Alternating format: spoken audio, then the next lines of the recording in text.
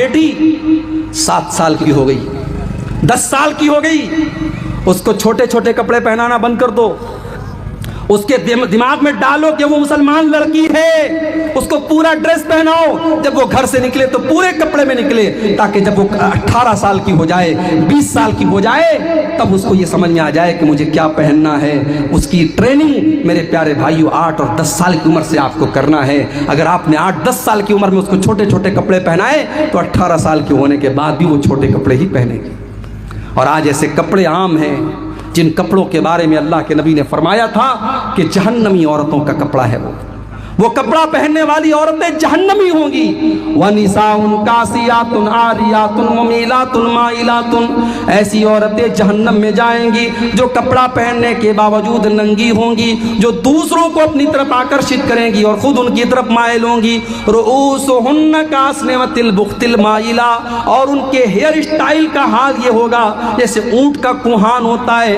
لا يدخلن الجنہ، ایسی عورتیں جنت میں نہیں جائیں گی، اور جنت میں جانا تو بہت دور کی بات ہے، ولا یجدن ریحہا، وہ جنت کی خوشبو بھی نہیں پائیں گی۔ اس لیے مسلمان عورت کا لباس صحیح ہونا چاہیے۔ ٹھیک ہے آپ کے بنگال میں اور بہار میں ساڑیاں پہنی جاتی ہیں، ساڑی بھی اگر آپ اچھے طریقے سے پہنے تو پورے جسم کو ڈھانکنے والی ساڑی بھی ہوتی ہے، لیکن گھر کے باہر جب نکلے تو صرف ساڑی میں نہ نکلے، مکمل سر سے پیر تک پردے میں نکلے، اور گھر کے اندر بھی اگر ہے تو ایسا کپڑا پہنے جس سے پورا شریر اس کا ڈھکا ہو۔ ایسا کپڑا پہننے کی اجازت نہیں ہے جس سے اس کا شریر نظر آئے، اپنے باپ کے ہی سامنے کیوں نہ ہو، اپنے بھائی کے سامنے ہی کیوں نہ ہو۔ تو یہ پہلی چیز ہے عشق اور پیار کا چکر۔ دوسری چیز، والدین کی لاپرواہی بھی بہت بڑی ذمہ داری بنتی ہے والدین کی۔ آج جو لڑکیاں مرتد ہو رہی ہیں، اس کے پیچھے والدین کی بھی بہت بڑی ذمہ داری ہے۔ آپ نے اپنی بچیوں کو پڑھایا لکھایا، لیکن آپ نے اپنی بیٹیوں کو کبھی یہ نہیں بتایا کہ اللہ کا مقام کیا ہے، رسول کا مقام کیا ہے، اسلام کیا ہے، ایمان کیا ہے۔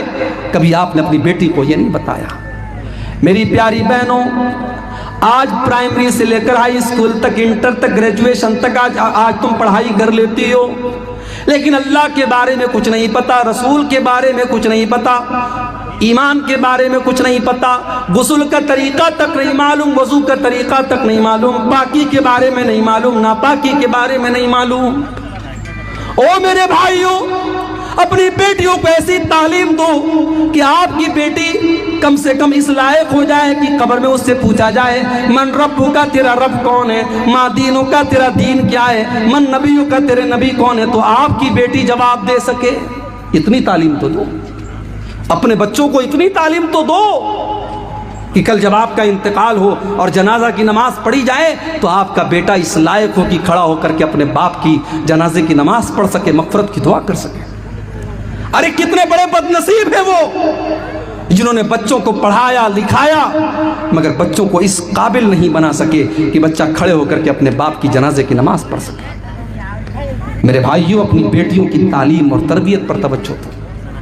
اور میں اسی لیے اکثر کہتا ہوں، آپ کے کٹیہار میں اور بہار میں بہت ساری اہل حدیثوں کی مسجدیں ہیں جہاں عورتوں کا انتظام نہیں ہے۔ سال میں جلسہ کرانے پر 3 لاکھ 4 لاکھ روپیہ خرچ کر لیں گے، اور جلسہ کرانا مجبوری بھی ہے۔ مولوی صاحب، ہمارے علاقے میں جلسے کے بغیر مسجد نہیں بن سکتی، جلسے کے بغیر مدرسہ نہیں چل سکتا، جلسہ کرانا مجبوری ہے۔ جلسے برے نہیں ہیں، جلسوں کو اگر تھوڑا سا سدھار دیا جائے جلسے برے نہیں ہیں، مگر آپ مجھے ایک بات اپنے سینے پر، دل پر ہاتھ رکھ کے بتائیے میرے بھائی، اتنا خطرناک دور چل رہا ہے، فتنوں کا دور چل رہا ہے، آپ کی مسجد میں عورتوں کا انتظام کیوں نہیں ہے؟ کیا آپ اتنے غریب ہیں کہ آپ کے پاس اتنی طاقت نہیں ہے کہ آپ اپنی مسجد میں ایک فلور اور بنوا دیں اور عورتوں کا انتظام کروا دیں؟ جس مسجد پر بھی جمعہ کی نماز ہوتی ہے وہاں عورتوں کا انتظام ہر حال میں ہونا چاہیے، ہر حال میں وہاں عورتوں کا انتظام ہونا چاہیے۔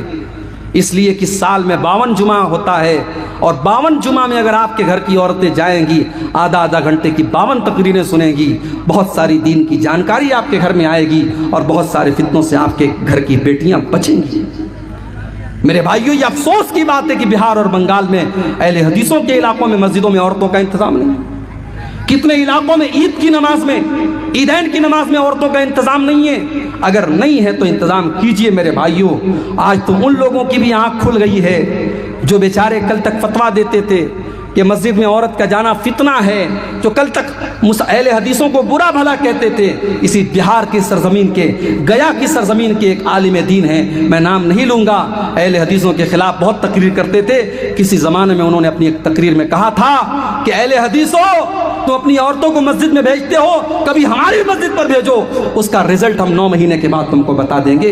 اتنی گندی، اتنی بیہودہ زبان ایک عالم نے استعمال کی تھی اور اہل حدیث عورتوں کا مذاق اڑایا تھا۔ آج ان کی زبان بھی کھل رہی ہے اور وہ کہہ رہے نہیں، حالات بہت خراب ہیں، اب عورتوں کو مسجد میں بھیجنا چاہیے، اب جمعہ کی نماز میں عورتوں کا انتظام ہونا چاہیے۔